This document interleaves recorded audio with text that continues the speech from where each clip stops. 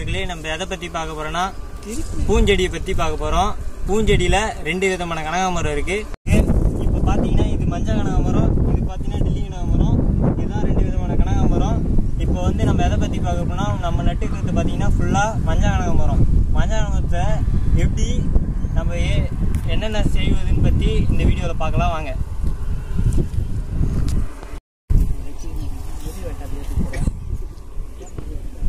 நம்ம இப்போ இருக்கிறது பார்த்தீங்கன்னா பூஞ்செடி வந்து மஞ்சள் கனகாமரம். இது எப்படி ஏர் ஓட்டுறது பார்த்தீங்கன்னா 3 வாட்டி இல்லை 4 வாட்டி நல்லா புழுதி நல்லா கலர்ற மாதிரி ஏறு ஓட்டி அது பார்த்தீங்கன்னா 2 வண்டி எரு கொட்டி நல்லா களைச்சி அது விற்றுது.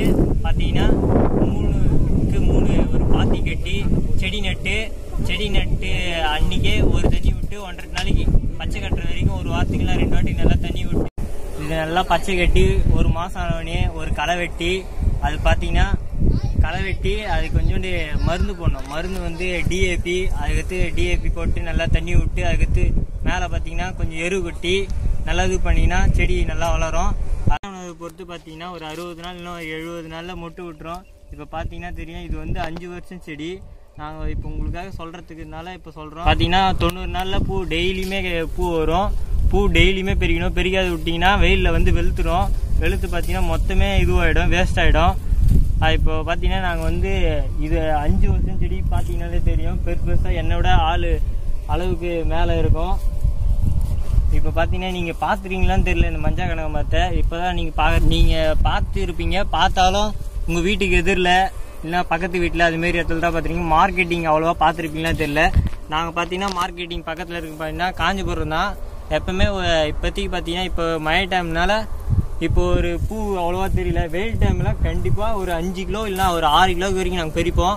இப்போதைக்கு பார்த்தீங்கன்னா 1 கிலோ கூட வரல. இப்போ நான் சொன்னோம்ல, நட்டவணியே 60 நாள் 70 நாளில் பூ அரும்பு விட ஆரம்பிக்கும். பார்த்தீங்கன்னா தெரியும். இப்போது இது நாங்கள் நட்டு ஒரு 5 வருஷம் ஆயிடுச்சு.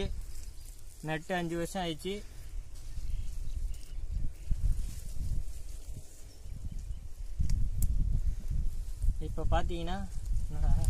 பார்த்தீங்கன்னா இது காய் உடைக்கிறது. பார்த்தீங்கன்னா காய் வந்து இதுமாரி உடைக்கணும். இது உடைக்கிறதுக்கு வந்து நம்மளுக்கு ஏரி வேலைக்கு போகிறதுனால ஆளுங்க யாரும் வர மாட்டேறாங்க, அதனால அப்படியே இருக்குது. இப்போ பார்த்தீங்கன்னா நம்ம பார்த்தீங்கன்னா நிறைய காய் இருக்குது தெரியும் உங்களுக்கு. பூ பறிக்கிறது பார்த்தீங்கன்னா நம்ம வந்து காலங்காட்டியும் பறிக்கலாம். இப்போ பூ மலர்ந்துருந்துன்னா காலங்காட்டி பறிச்சினோம். பூ மலரில் இதுமாரி அரும்பா இருக்குன்னு பார்த்தீங்கன்னா நம்ம ஒரு 2 மணி இல்லை 3 மணி அளவில் பறித்து முடிச்சிடலாம். இப்போதையும் பார்த்தீங்கன்னா யாருமே வர மாட்டுறாங்க. நாங்கள் வீட்டு ஆளுங்க வச்சு தான் பூ பறிக்கிறோம். இதுவும் ஆளுங்க வர்றதுனால நம்மளும் இதுவும் காய் உடைக்கல. பூ தோட்டம்னு பார்த்தீங்கன்னா நம்ம விவசாயம் 3 பேர் இருந்தால் தான் வேலைக்கு ஆகும். வேலைக்கு போயிட்டு வந்து பூ பறிக்கலாம் முடியாது. அதனால இந்த பூ போடும்போது 2-3 பேர் கண்டிப்பாக இருந்தே ஆகணும். அது பார்த்தீங்கன்னா இந்த பூ பறிக்கிறதுக்கே நம்மளுக்கு வந்து 2-3 பேர் வேலைக்கு வச்சா தான் நம்ம பூ பறிக்க முடியும். இப்போதைக்கு பார்த்தீங்கன்னா மழை டைமால் 1 கிலோ தான் வருது. அதனால் நாங்கள் பூ பறிக்க யாரும் வச்சில்ல. எங்கள் வீட்டு ஆளுங்க 3 பேர் இல்லை 4 பேர் நாங்கள் இருக்கோம். நாங்களே பறிச்சிடுவோம். வெயில் டைமில் பார்த்தீங்கன்னா ஒரு 3 பேர் இல்லை 4 பேர் பசங்க இல்லைன்னா வந்து பூ பறிக்கிறதுக்கு வருவாங்க.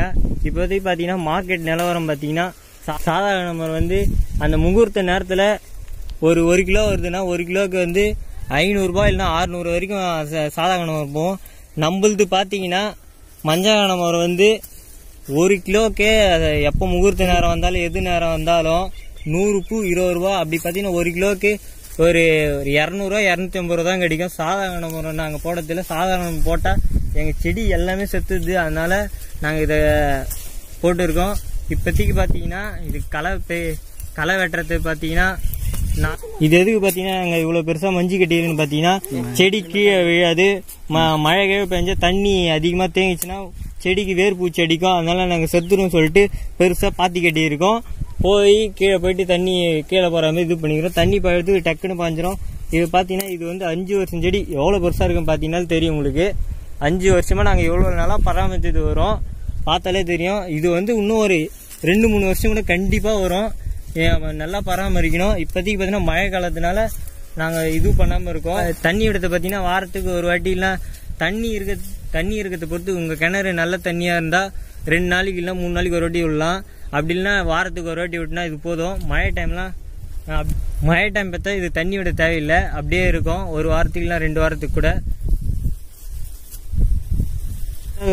பூவெலாம் குட்டி குட்டியாகிடும். அதனால நாங்கள் டானிக் 2-3 டானிக் வாங்கிட்டு வந்து வச்சிங்கன்னா பூ வந்து கொஞ்சம் இப்போ பார்த்தீங்கன்னா இது பாருங்க, டானிக் இப்போ அடிக்கிறதுனால கொஞ்சம் பெரிய பெரிய பூவாக இருக்கும். இப்போ பார்த்தீங்கன்னா தெரியும். இதேமாரி ஒரு டானிக் வாங்கிட்டு வந்து வச்சிங்கன்னா பெரிய பெரிய பூவாக இருக்கும். வாங்க